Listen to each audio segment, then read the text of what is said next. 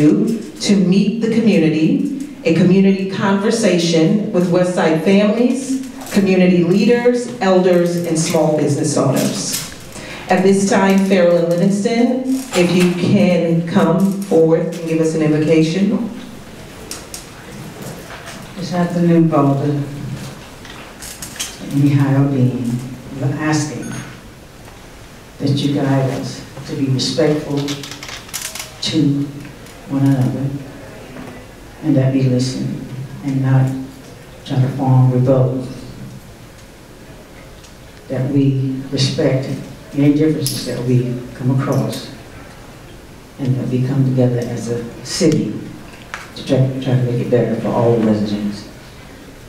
Just we pray. Amen. Amen.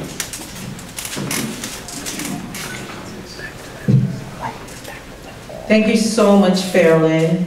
Once again, welcome each and every one of you to Meet the Community. My name is Barbara Chandler, and I will be your host this evening. So I hope that's okay. All right. So first of all, we want to definitely recognize and acknowledge some people here with us that have come out. Of course, the incumbent Pete Weldon. Thank you for joining us. My pleasure. Candidate Todd Weaver, thank you so much for coming out. Commissioner Greg Seidel, thank you for coming out. Former Mayor Joe Terranova, thank you for coming out. We would also like to recognize Friends of West Winter Park, who has helped to host this event. Bridging the Color Divide, if anyone is here for that organization, thank you, Gwen. Winter Park Equity Council, LaWanda Thompson, and Tanisha Donald, thank you so much for being here and hosting. The Eatonville Chamber of Commerce, Bridging the Gap Coalition, and the Coalition for Access and Representation, CFAR. I'd like to introduce to you our moderators, and there has been some last-minute changes, and which we welcome. With us, we have moderator Mary Howard. Mary Howard is a Winter Park resident, and Mary also ran for city commissioner in 1985. Thank you so much for joining us, Mary. Thank you. We also have with us Holly Tannehill, who is a Rollins alumni, and as well as the host of a Dialogue with a Voice. Thank you so much for agreeing, both of you, to be our moderators this evening. And just a few house rules, and this goes for me especially, our phones. I know we can't turn them off, but we can turn them down. Perfect timing.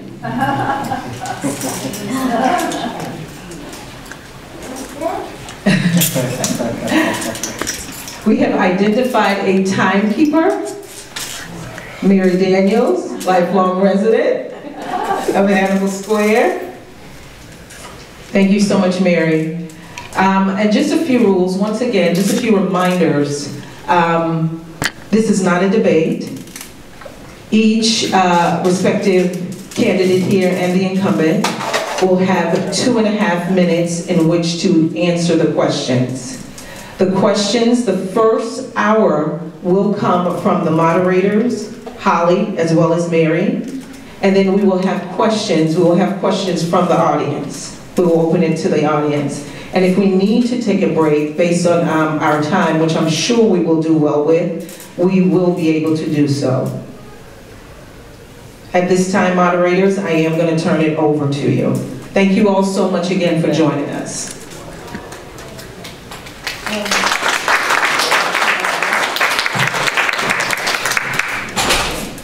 You guys hear me? Okay. These questions, I first would like to say, were created by residents of West Winter Park. A group of residents together were able to create the questions. So they're not our questions, but they're represented by people, residents, community members. First question. Why do you think Winter Park hasn't elected an African American or anyone of color to the commission in 126 years. No one has run. Is that your opinion? Barbara and I both have run, so what would you say is the problem? Who would you like to go first? Either one, you choose.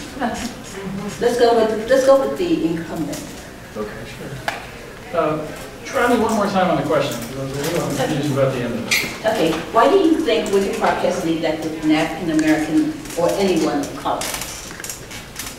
Well, I wouldn't really have an answer to that question. I think you have to give Barbara a lot of credit for running, and you a lot of credit for running.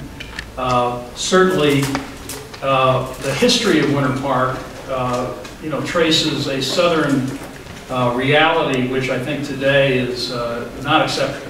And over the years of the development of Winter Park, there have not been that many people of color who have involved themselves at the board of directors / city commission level in terms of the policy guidance for the city. The more you try, the better chance you have. And so, that is my answer. Okay.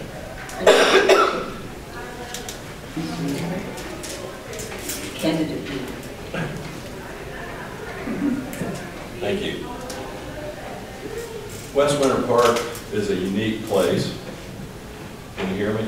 Yes. I don't need that. Musical.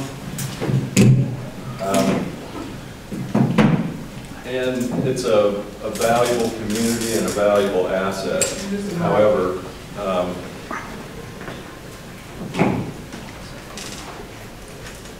Testing. thank you. West Winter Park is a valuable community and a valuable asset to our city. And unfortunately, the population of people of color is small compared to the rest of Winter Park. I'm delighted that Barbara chose to run, and I think it elevated a lot of the issues into the public eye. She was getting around town quite a bit. Another thing that I believe is very strong as far as why we don't see people of color in general in government is just because of money. And it's since Citizens United was determined by the Supreme Court in favor of corporate America over the general citizens, I think that put another roadblock in place for people of color to run for office. And thankfully, we do have some very educated African Americans in our community that are certainly qualified, Barbara being one of them. And I would support her for a second run. Thank you, sir. So this question is for Mr. the incumbent. What is your understanding of why people of color need to see people in city government who share their values and life experiences?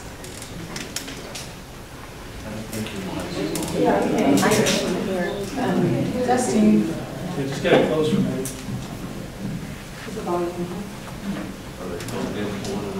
It's working, it's just not very loud. Testing, testing. Can you hear me? Can you hear me? All right, we need some inflection. Okay, let me try that. That works. Okay. All right, so the question is, what is your understanding of why people of color need to see people in city government who share their values and life experiences? Yeah, I know many people of color in the city of Winter Park, and we do share life experiences. Most often, I would say it's a sense of responsibility, to our work and our families. I think we all share those values and those sense of responsibility. And so I don't really agree with the premise.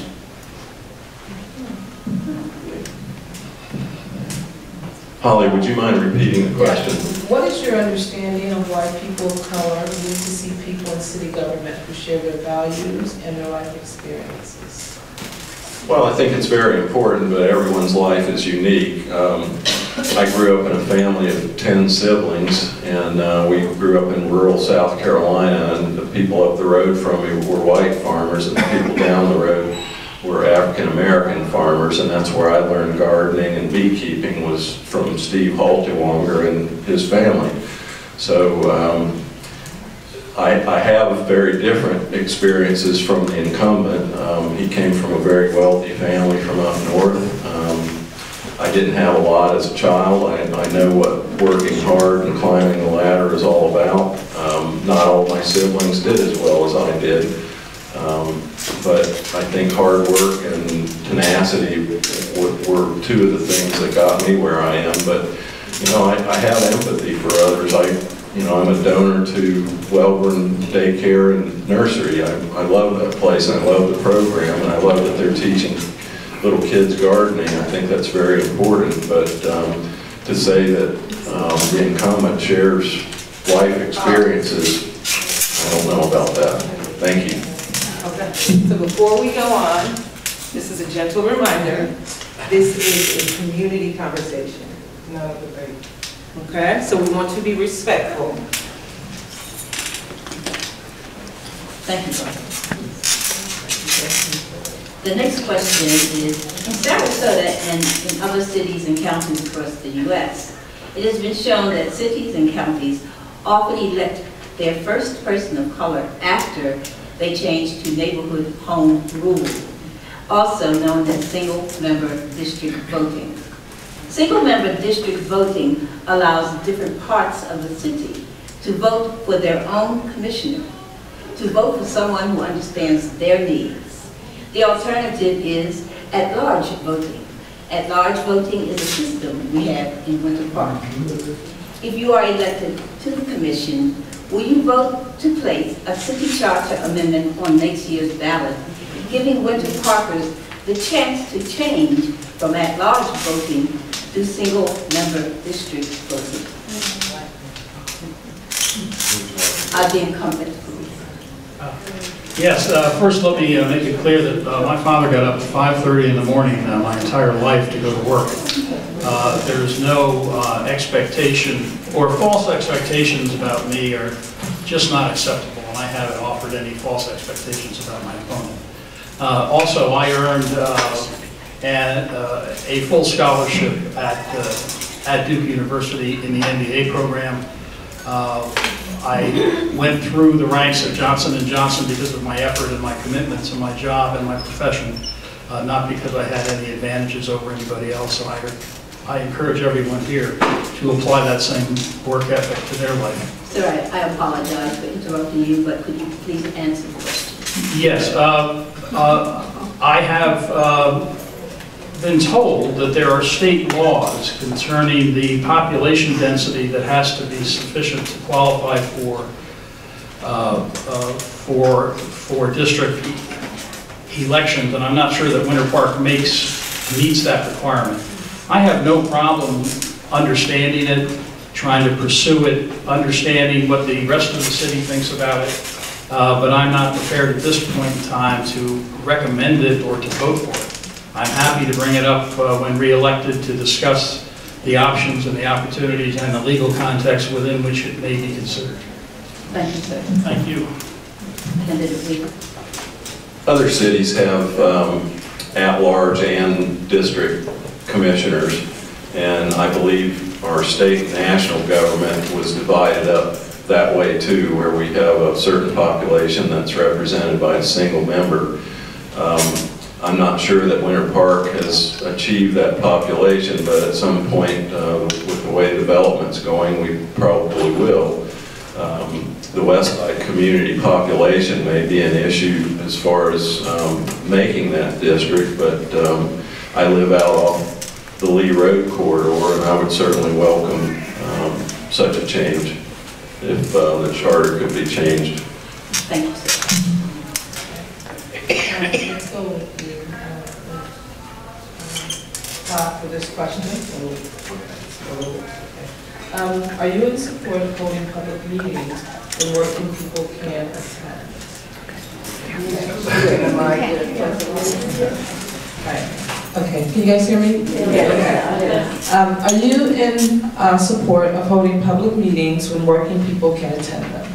Absolutely, and I think having the commission meetings at 3:30 in the afternoon is unfair.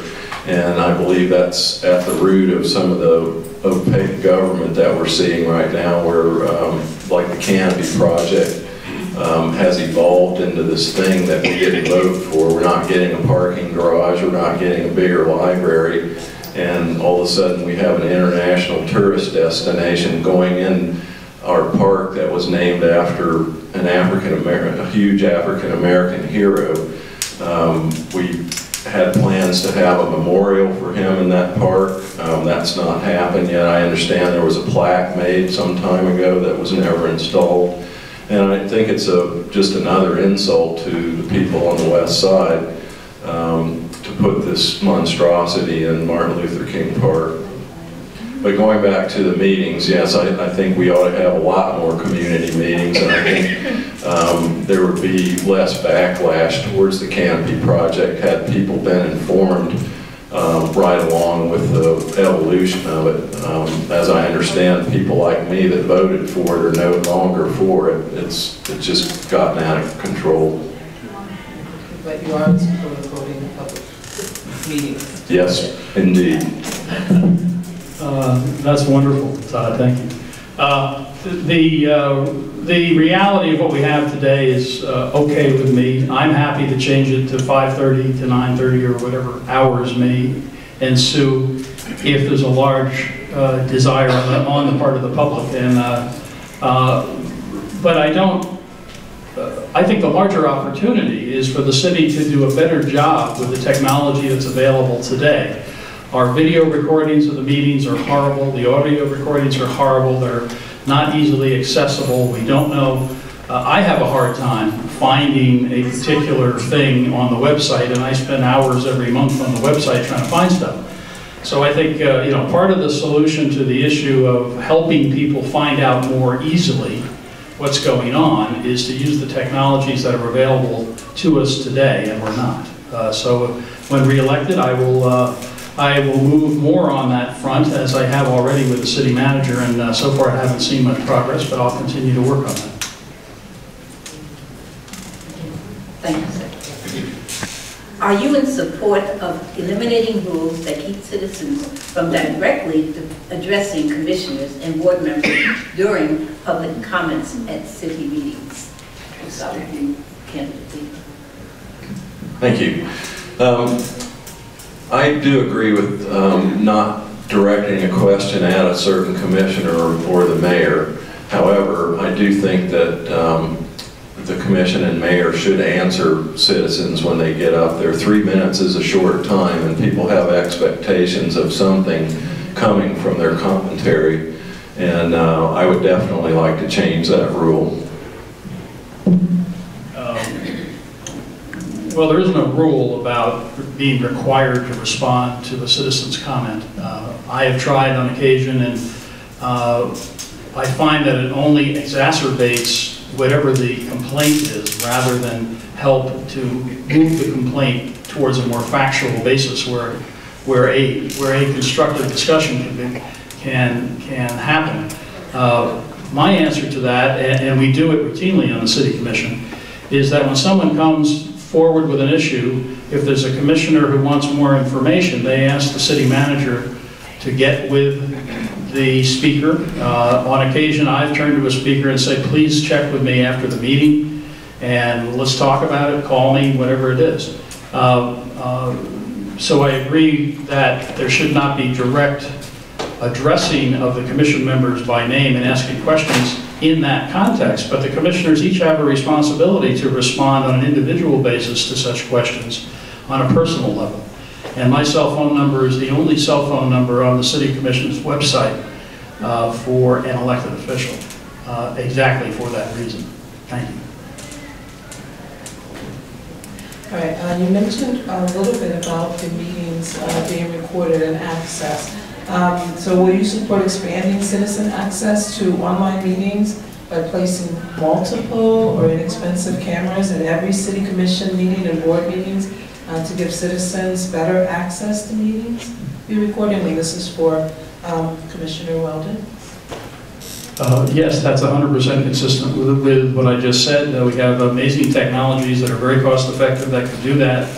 The overhead is involved in maintaining the videos and organizing them and making sure they're accessible and linked correctly on the right pages and all that. And we have resources that can do that, so yes. Question as well.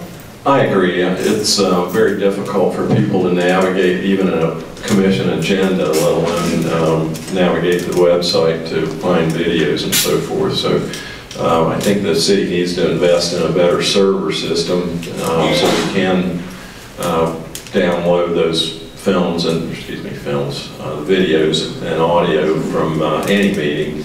And informed citizenry is the best. Thank you. So better access could be supported by a neighborhood advisory board, and Barbara's going to tell us a little bit about the neighborhood advisory board.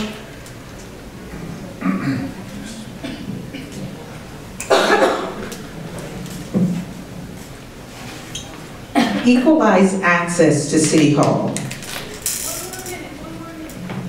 Unequal access results in unequal outcomes. City Hall supported special access for commercial interests, as shown in the City Muni Code excerpt below. Can't say that. Can work against the interest of Winter Park neighborhoods and families. Commercial developers are knocking on our door to get into Winter Park. They're wealthy and well-connected. Winter Park doesn't need to offer special access to commercial interest or to pay city staffers to hold the door for them. The city should support formation of a volunteer neighborhood advisory board. That's a group that is independent of the city to stand alongside the city mandated economic development advisory board.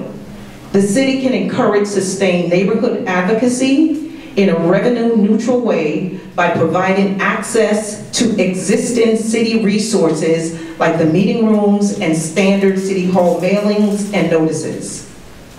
City support for neighborhood input should include a requirement that the City Commission and boards accept neighborhood advisory board reports, advisories, and provide an opportunity for neighborhood advisory board members to speak at commission or board meetings.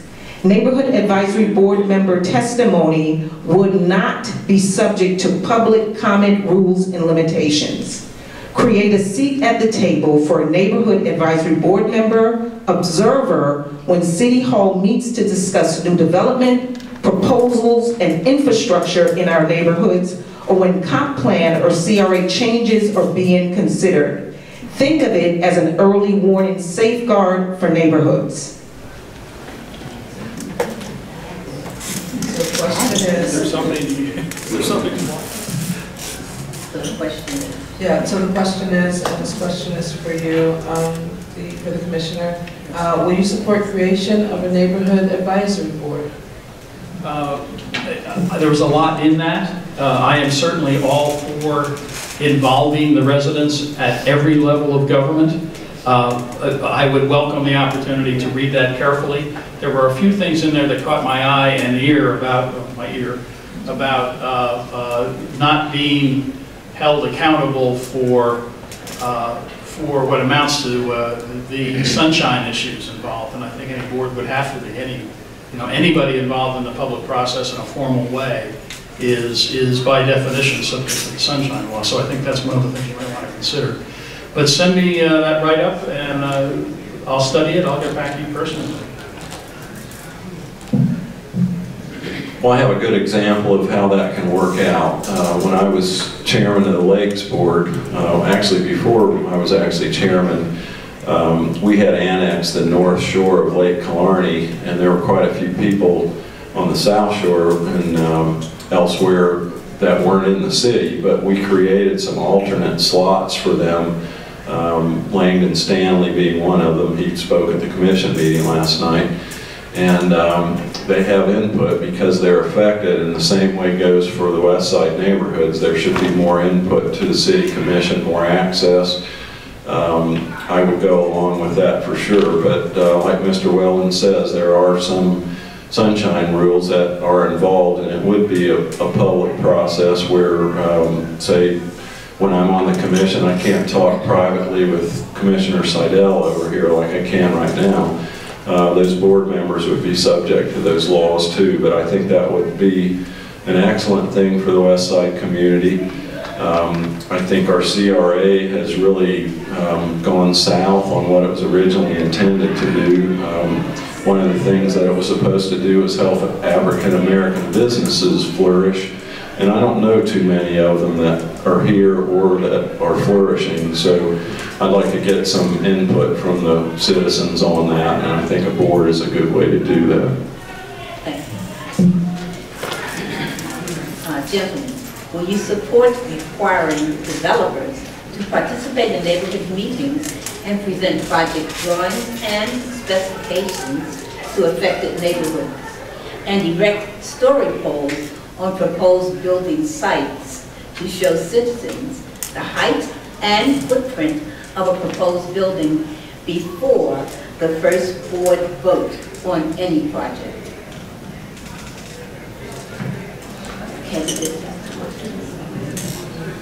Well, more and more we're seeing single-family homes demolished on the west side. I know the developers are now paying a little bit more than they were originally, but the replacement homes and townhomes really aren't in the character of the city.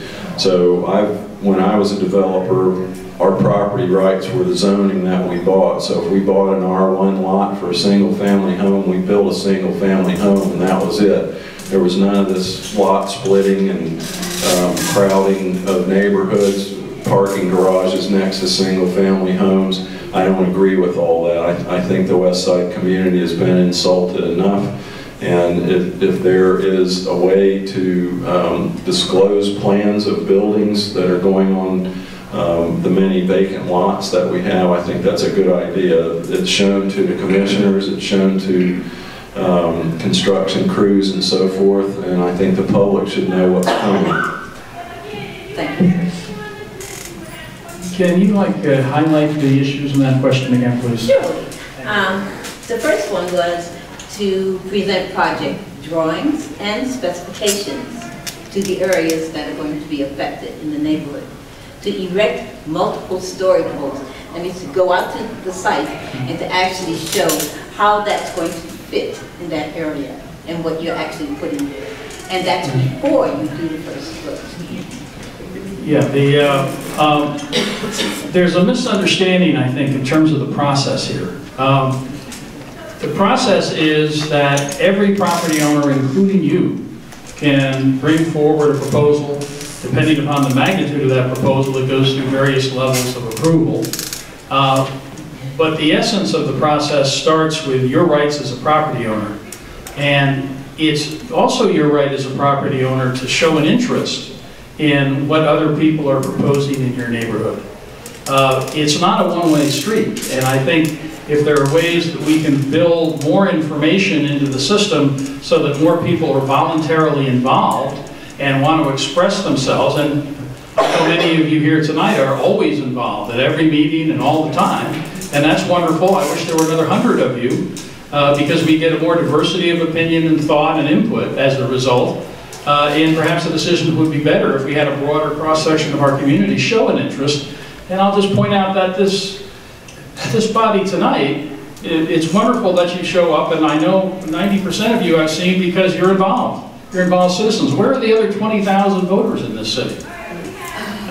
If you could pull them out and talk and express themselves, I would welcome it. I would want them to show up. With regard to polls and so forth, that's probably overkill. I don't think that that's something I would entertain right off the bat. But in terms of processes to disclose more broadly what's going on, I'm open to changing things. We've got citywide notice. We have 500-foot notice for certain things, 1,000-foot notice for other things. Goes to every home in that diameter around that project. No? You don't see them? Not yet, not yet, not yet. Please, let's stay focused. Let's stay focused. Well, hold on. Stay focused. Is his time up? No, it's not. Okay, but it's about to be. It's gonna be. I was gonna say Okay. whenever you stop in, so I should have hit pause and I didn't, so it ran out. Stay focused. So it's about 5 minutes. Not 5 minutes. Okay. Well, I think, yeah, that's. we have notice procedures now. If there are ways we can improve those notice procedures, I'm up for it. It's my expectation that the notices go out. Thank you. Commissioner Weldon. Yes. The mayor is currently the only person allowed to nominate citizens for the city boards. That has effectively reduced diversity on boards and representation of differing points of view in the community. Will you vote on the commission to guarantee greater diversity on the boards by giving nominating power to all elected commissioners? That is not an issue for the commission, that's an issue for the charter review process. And that can well be on the table as we go forward with this. The review committee was just established, and I think next meeting we're going to vote on a facilitator for that group, and they'll be in process for a charter review through September, and then we'll see. I have no problem personally with allocating the authority for board member participation to be on a commissioner by commissioner level, or yes. So I agree that that would be okay with me. I don't know that that's the way the commission is going to rule if in fact that issue comes through the charter review process.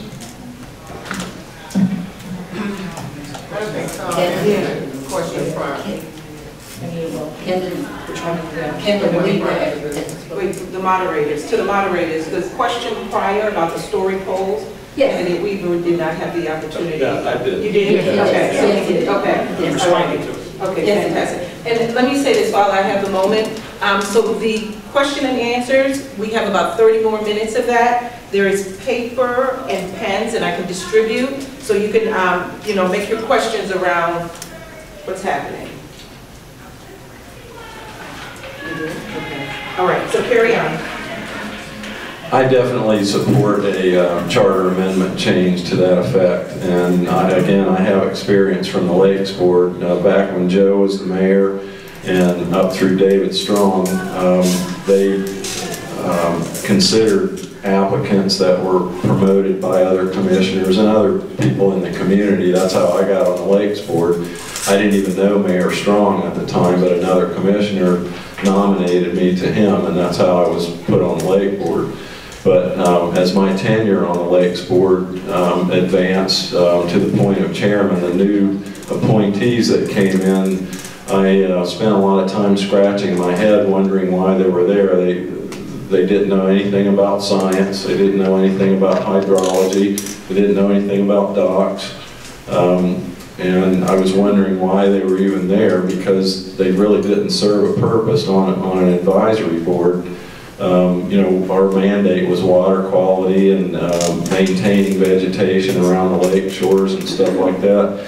And every time a new member came in, I spent more time educating them than was worthwhile. So I definitely support a charter amendment change to allow non-mayoral people on the commission to nominate and promote candidates for advisory board members. And I do believe that that would increase the quality of the people on advisory boards as well as the diversity. Thank you, sir.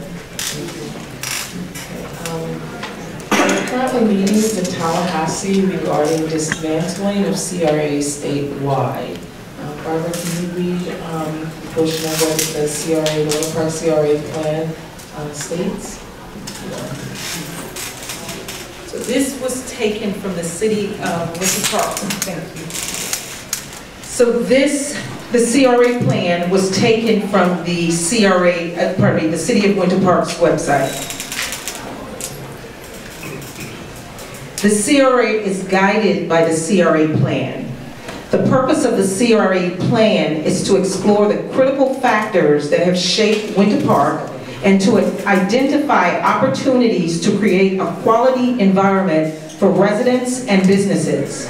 Some of the critical concerns affecting the CRA include public safety needs, lack of property maintenance, affordable housing, youth recreational programs, employment, and minority business development. The physical plan is based on maintaining Park Avenue as the primary retail core. The scale, character, and urban fabric of the West Side is to be enhanced through the streetscape improvements, the redevelopment of a north-south neighborhood commercial corridor along Pennsylvania Avenue, connecting the north and south residential areas. The social plan seeks to address human development issues for West Side residents. The core of the social development plan is the development of a communication network and the creation of jobs through promotion of neighborhood commercial development and attention to minority businesses. It also addresses the critical need for a variety of decent, affordable housing along with moderatorily priced infill housing. The importance of clean and safe living environments and social and recreational programs for residents is central to the redevelopment plan. Again, this was taken from the City of Winter Park's website. Candidate Weaver, with this plan in mind, what is the best way to revitalize the blight on the West Side? Well, the CRA was put in place for all those reasons that Barbara just mentioned, and I don't see the residents, as a rule, taking advantage of that. There's one that from the CRA funding, would give a homeowner up to $20,000 to paint their home, for instance. We can fix driveways and sidewalks and add streetscaping and things like that. And that's really something that I would try to help the West Side community promote. I think a lot of the CRA has been used for good things here, like this community center was $9 million. The Heritage Center across the street is about $640,000. But there are some places where homes and sidewalks and the streets aren't in that great a condition, and I would hope the West Side residents would come to me as a commissioner and allow me to help. Commissioner Weldon? Yes, at every one of these, there's one topic that Mr. Weaver and I strongly agree upon, and this is the one for this meeting. We have resources and plans and programs in place in the CRA that are intended to be taken advantage of, and some people have taken advantage of them. I look forward to your questions later, Maria. And come talk to the city commissioners and say, what do you want that you don't have? You need to answer the moderators and not someone in the audience right now. Ladies and gentlemen, I know that you all have questions that you want answered and opinions on what's being said, but this will run a little more fluid if we can just ask the questions and they can just answer them. So I thank you very much for your patience.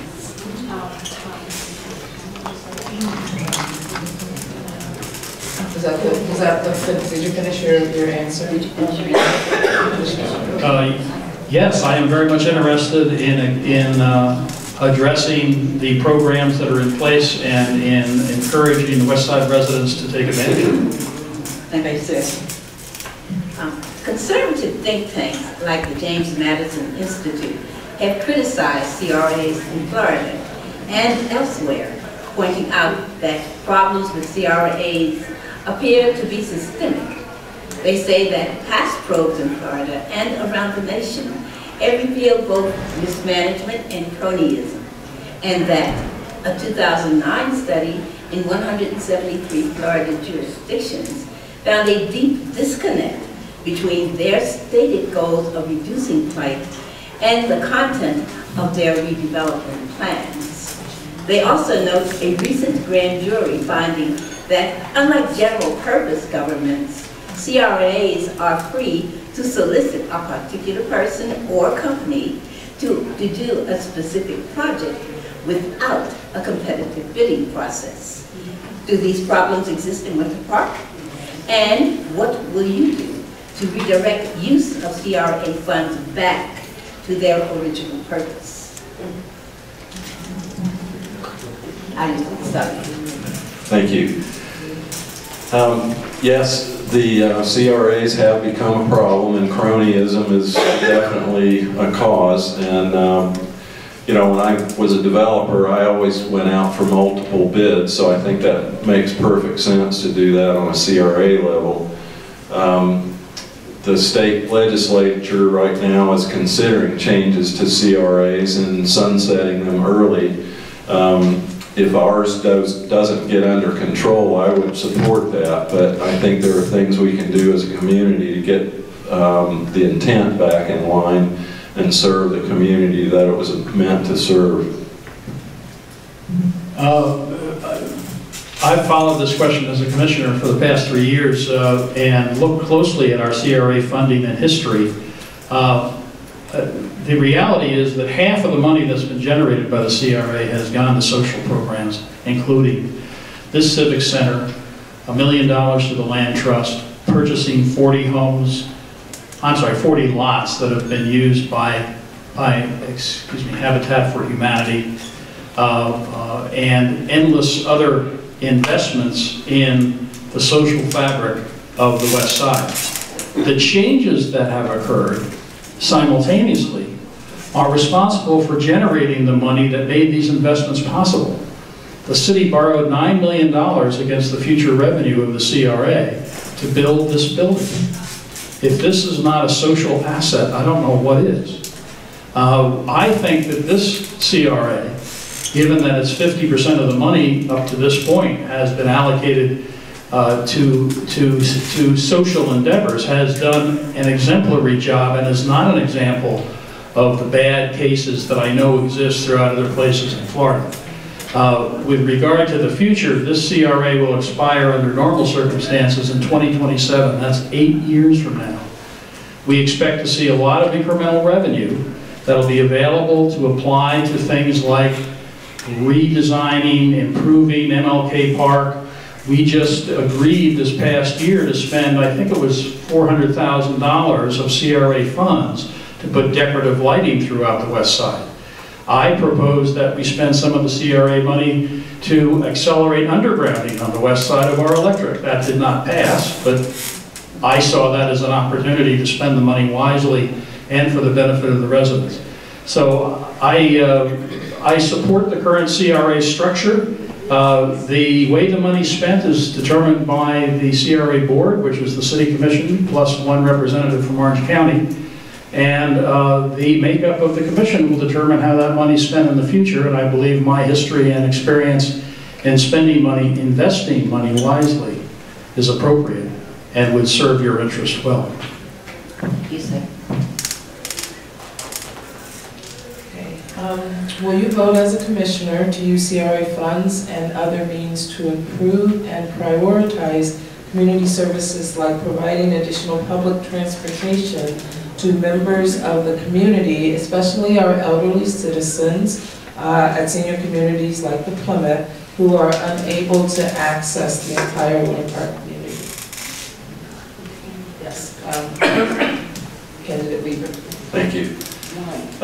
I serve on the League of Women Voters Transportation Committee, and one of the things we talk about are last mile rides, and what that means is when you're using Lynx or Sunrail, often they don't come close enough to a place like the Plymouth. And what some other cities have done, and I thought this was pretty ingenious, they've been subsidizing Uber and Lyft rides for the last mile. And you know, I'm going to be a senior citizen. Age-wise, I already am, but I don't feel like one yet. But one of these days, I'm going to be walking really slow and probably pushing a little dog in a carriage. And you know, I need special consideration. And my mother's 90 years old, and you know, she still gets around well. Also, but you know, there are some certain considerations, street design and pavement design, and wheelchair access, all these things are really important, and we are an aging population here. The average voter age is 57, all of us are going to be there soon, and getting ready for that last mile transportation is pretty important to me, and I've been working on it for a couple of years with the league. I'll answer the question, yes. I will spend CRA money to improve transportation throughout the CRA. And you have to understand that the Plymouth is not within the CRA boundaries, to my knowledge. It is? All right, well, in that case, that makes it a lot easier for us to spend that money.